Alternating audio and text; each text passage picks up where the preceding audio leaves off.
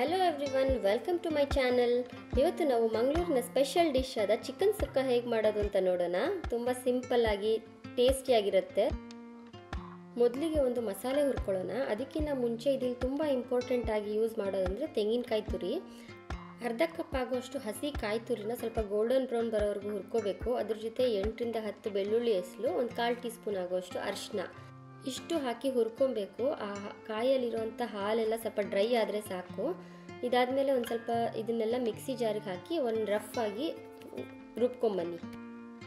ನೋಡಿ, ಈ ರೀತಿ ತರಿಯಾಗಿ ರುಬ್ಕೊಂಡಿದ್ರೆ ಸಾಕು. ಇದನ್ನ ಒಂದು ಕಪ್ಪಿಗೆ ಶಿಫ್ಟ್ ಮಾಡ್ಕೊಳ್ಳೋಣ. ಈಗ ಒಂದು ಮಸಾಲೆ ರೆಡಿ ಮಾಡ್ಕೊಳ್ಳೋಣ. ಅದಕ್ಕೊಂದು ಪ್ಯಾನ್ ಇಟ್ಟು ಒಂದು 2 ಸ್ಪೂನ್ ಆಗೋಷ್ಟು ಎಣ್ಣೆ ಹಾಕಿದ್ದೀನಿ. ಯಾವುದಾದ್ರೂ ಕುಕ್ಕಿಂಗ್ ಆಯಿಲ್ ನೀವು ಮನೇಲಿ ಉಪಯೋಗಿಸೋದು ಹಾಕಿ. ಅದಕ್ಕೆ ಧನಿಯಾ ಕಾಳು ಹಾಕ್ತಾಯಿದ್ದೀನಿ. 1 ಟೀ ಸ್ಪೂನ್ ಆಗೋಷ್ಟು ಧನಿಯಾ ಕಾಳು ಹಾಕಿದ್ದೀನಿ. ಅರ್ಧ ಸ್ಪೂನ್ ಆಗುವಷ್ಟು ಜೀರಿಗೆ, ಅರ್ಧ ಸ್ಪೂನ್ ಆಗುವಷ್ಟು ಕಾಳು ಮೆಣಸು, ಒಂದು 4ರಿಂದ 5 ಲವಂಗ, ಅರ್ಧ ಇಂಚ್ ಆಗುವಷ್ಟು ಚಕ್ಕೆ ಹಾಕಿ ಈಗ ಫ್ರೈ ಮಾಡ್ಕೊಳ್ಳೋಣ. ಈಗ ಇದಕ್ಕೇ ಬ್ಯಾಡಗಿ ಮೆಣಸಿನ್ಕಾಯಿ ಮತ್ತು ಗುಂಟೂರು ಮೆಣಸಿನ್ಕಾಯಿ ಎರಡೂ ಒಂದು 5 ಆಗುವಷ್ಟು ತೊಗೊಂಡಿದ್ದೀನಿ. ಅದನ್ನು ಹಾಕಿ ಫ್ರೈ ಮಾಡ್ಕೊಳ್ಳೋಣ. 1/4 ಟೀ ಸ್ಪೂನ್ ಆಗುವಷ್ಟು ಸೋಂಪು ಮತ್ತು ಒಂದು 1/4 ಟೀ ಸ್ಪೂನ್ ಆಗುವಷ್ಟು ಮೆಂತ್ಯ ಕಾಳು ಇಷ್ಟು ಹಾಕಿ ಸ್ವಲ್ಪ ಡ್ರೈ ರೋಸ್ಟ್ ಮಾಡ್ಕೊಂಡಿದ್ದಾದಮೇಲೆ ಸ್ಟವ್ ಆಫ್ ಮಾಡೋಣ. ಇದನ್ನ ತಣ್ಣಗಾಗಕ್ಕಿಟ್ಟು ಅದಾದಮೇಲೆ ಮಿಕ್ಸಿಗೆ ಹಾಕಿ ರುಬ್ಕೊಂಬರೋಣ. ಈಗ ಮಸಾಲೆ ಎಲ್ಲ ರುಬ್ಕೊಂಡಿದ್ದಾಗಿದೆ. ಚಿಕನ್ಗೆ ಒಗ್ಗರಣೆ ಹಾಕೋಣ. ನಾವು ಯಾವುದ್ರಲ್ಲಿ ಸುಕ್ಕ ಮಾಡಬೇಕು ಆ ಪಾತ್ರೆ ಸ್ಟವ್ ಮೇಲೆ ಇಟ್ಟು ಆನ್ ಮಾಡಿ ಒಂದು 3-4 ಸ್ಪೂನ್ ಆಗೋಷ್ಟು ಎಣ್ಣೆ ಹಾಕಿ ಅದಕ್ಕೆ ಸಣ್ಣಗೆ ಹೆಚ್ಚಿಟ್ಕೊಂಡಿರೋದು ಅರ್ಧ ಈರುಳ್ಳಿ ಹಾಕ್ತಾಯಿದ್ದೀನಿ. ಅದನ್ನು ಸ್ವಲ್ಪ ಎಣ್ಣೆಲಿ ಫ್ರೈ ಮಾಡಿ ಈ ರೀತಿ ಗೋಲ್ಡನ್ ಬ್ರೌನ್ ಬಂದಿದ್ದಾದಮೇಲೆ ಸ್ವಲ್ಪ ಕರಿಬೇವಿನ ಸೊಪ್ಪು ಮತ್ತೊಂದು ಅರ್ಧ ಟೀ ಸ್ಪೂನ್ ಆಗೋಷ್ಟು ಶುಂಠಿ ಬೆಳ್ಳುಳ್ಳಿ ಪೇಸ್ಟ್ ಹಾಕಿ ಈಗ ಫ್ರೈ ಮಾಡೋಣ. 1-2-3 ಸೆಕೆಂಡ್ಸ್ ಆದಮೇಲೆ ಇದಕ್ಕೆ ಸಣ್ಣಗೆ ಹೆಚ್ಚಿರೋ ಅಂಥ ಟೊಮೆಟೊನೂ ಹಾಕಿ ಫ್ರೈ ಮಾಡೋಣ. ನಾನೀಗ ತೊಗೊಂಡಿರೋದು ಒಂದು 1/4 kg ಆಗೋಷ್ಟು ಚಿಕನ್ ತೊಗೊಂಡಿದ್ದೀನಿ. ವಿತ್ ಬೋನ್ ತೊಗೊಂಡಿದ್ದೀನಿ. ಈಗ ಆ ಚಿಕನ್ನು ಹಾಕಿ ಒಂದು ಸತಿ ಮಿಕ್ಸ್ ಮಾಡಿ ಚಿಕನ್ ಎಲ್ಲ ಸ್ವಲ್ಪ ಎಣ್ಣೆಯಲ್ಲಿ ಫ್ರೈ ಆಗಲಿ. ಅದಾದ ನಂತರ ಅದಕ್ಕೆ ಒಂದು 1/4 ಟೀ ಸ್ಪೂನ್ ಆಗೋಷ್ಟು ಅರಿಶಿನದ ಪುಡಿ ಹಾಕಿ ಮತ್ತು ಒಂದು ಸ್ವಲ್ಪ ರುಚಿಗೆ ತಕ್ಕಷ್ಟು ಉಪ್ಪು, ನಾನಿಲ್ಲಿ ಅರ್ಧ ಸ್ಪೂನ್ ಹಾಕ್ತಾಯಿದ್ದೀನಿ. ರುಚಿಗೆ ತಕ್ಕಷ್ಟು ಉಪ್ಪು ಹಾಕ್ಕೊಳ್ಳಿ, ಮಿಕ್ಸ್ ಮಾಡಿ.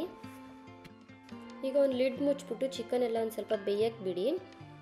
ಆ ಚಿಕನಲ್ಲಿರೋ ನೀರಲ್ಲೇ ಅದು ಬೇಯುತ್ತೆ, ನಾವೇನು ಎಕ್ಸ್ಟ್ರಾ ನೀರು ಹಾಕೋದು ಬೇಡ. ಅದಾದಮೇಲೆ ಓಪನ್ ಮಾಡಿ ಅದಕ್ಕೆ ನಾವು ರುಬ್ಬಿಟ್ಕೊಂಡಿರೋ ಮಸಾಲೆನೂ ಹಾಕಿ ನೋಡಿ, ಅದೇ ಮಸಾಲೆ ನೀರನ್ನು ಸ್ವಲ್ಪ ಹಾಕಿ.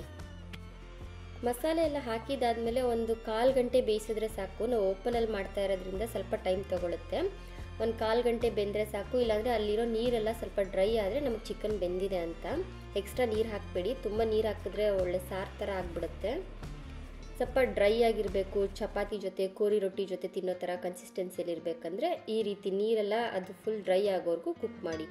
ನನಗಿಲ್ಲಿ 10 to 12 ಮಿನಿಟ್ಸು 1/4 ಗಂಟೆ ಆಗಿದೆ ಎಲ್ಲನೂ ಇದಕ್ಕೆ ಪ್ರಿಪೇರ್ ಆಗೋಕ್ಕೆ. ಲಾಸ್ಟಲ್ಲಿ ನಾವು ಫಸ್ಟ್ ಗ್ರೈಂಡ್ ಮಾಡಿ ಇಟ್ಕೊಂಡಿದ್ವಲ್ಲ ತೆಂಗಿನಕಾಯಿ ತುರಿ ಮತ್ತು ಬೆಳ್ಳುಳ್ಳಿ ಹಾಕಿ ಹುರಿದಿದ್ದು ಆ ಪೌಡರ್ನು ಇದಕ್ಕೆ ಹಾಕಬೇಕು.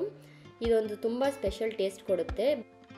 ಬರೀ ಹಸಿ ಕಾಯಿ ತುರಿನ ಹುರಿದು ರುಬ್ಬಿಟ್ಟು ಹಾಕ್ಕೊಂಡಿರ್ತಾರೆ, ಬಟ್ ನಾವಿಲ್ಲಿ ಬೆಳ್ಳುಳ್ಳಿ ಹಾಕಿರೋದು ತುಂಬ ಸ್ಪೆಷಲ್ ಟೇಸ್ಟ್ ಕೊಡುತ್ತೆ.